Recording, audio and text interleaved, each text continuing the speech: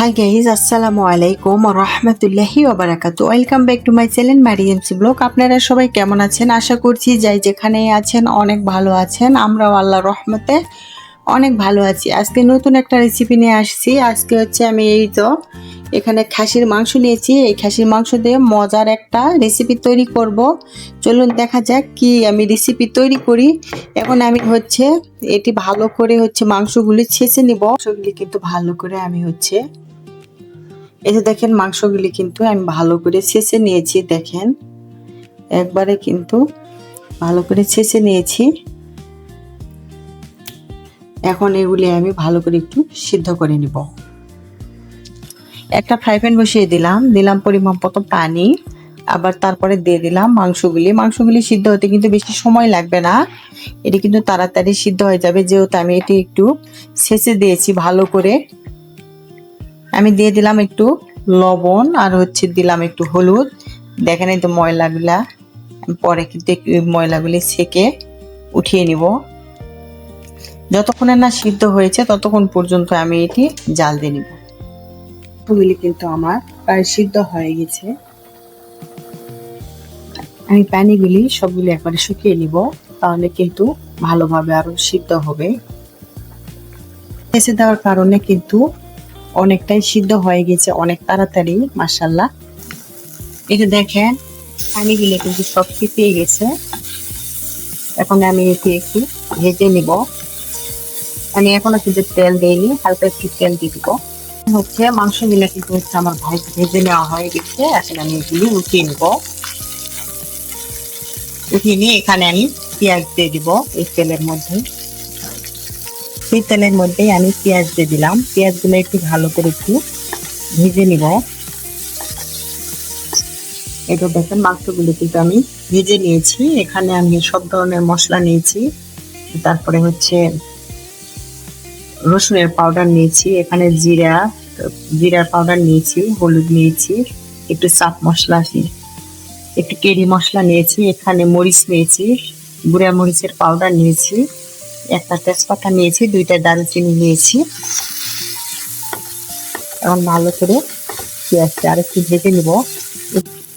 এই অল্প কয়েক টুকরো মাংস দিয়ে কিন্তু 4-5 ঘন্টা একবার খাওয়া হয়ে যাবে, কারণ এটি এতটা লোভনীয় হয়, মাশাআল্লাহ। একবার তৈরি করে দেখবেন।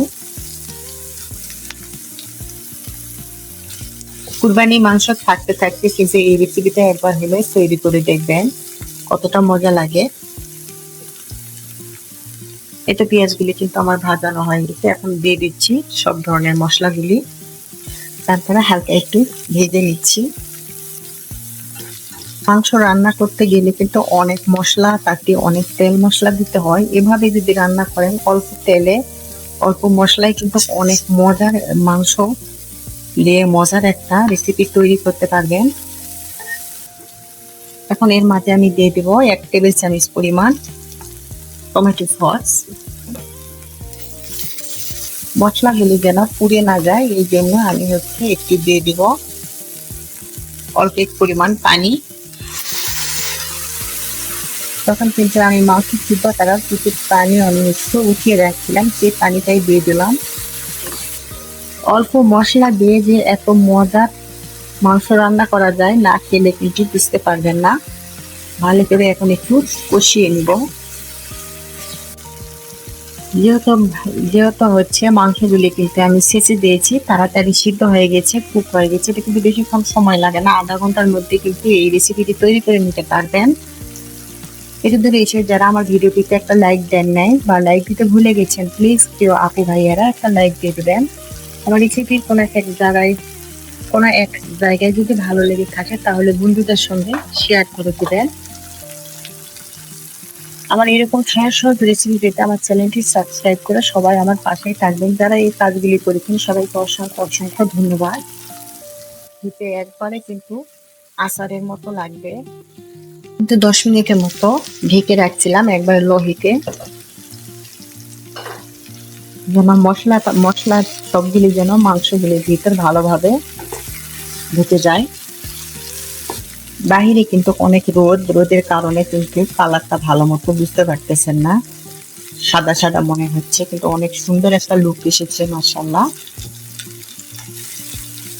দেখেন কত সুন্দর হয়েছে, অনেক সুন্দর কিন্তু একটা ফ্লেভার বাইর হয়েছে।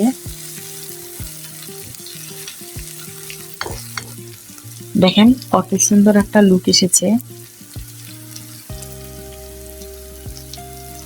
আজকের ভিডিওটি আমার এই পর্যন্ত আপনারা সবাই ভালো থাকবেন, সুস্থ থাকবেন, এই দোয়াই করি। আমাদের জন্য দোয়া করবেন। আসসালামু আলাইকুম ওয়া রাহমাতুল্লাহি ওয়া বারাকাতুহু। আবার আসবেন নতুন একটা রেসিপি নিয়ে। এই পর্যন্ত সবাই ভালো থাকবেন। আল্লাহ হাফেজ।